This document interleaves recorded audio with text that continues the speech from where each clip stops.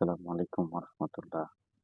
আজকে একটা ছোট শর্টকাটে নাসিদ তেলাওয়াত করলাম। কেমন হয়েছে জানাবেন।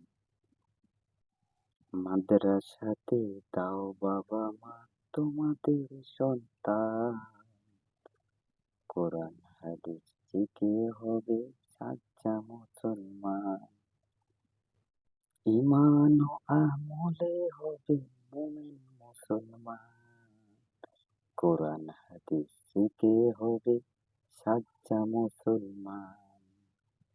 তাই আপনাদের বাচ্চাদেরকে আপনারা ছেলে হোক কিংবা মেয়ে হোক পরিপূর্ণভাবে ইসলাম গ্রহণ শিক্ষা দিবেন।